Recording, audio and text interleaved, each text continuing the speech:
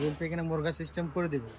মোহাম্মদ বাজার সাউড়াপুরের মাঝখানে আমাদের টাটা এক্সেল আছে, ওইখানে হয়ে যাবে নাকি? 8টা শোরুমের কাজ হয়ে রয়েছে। 8টা শোরুমেরই হ্যাঁ, এক্সেলের কাজ হয় এখানে, এ টু জেড কাজ হয় বলছে।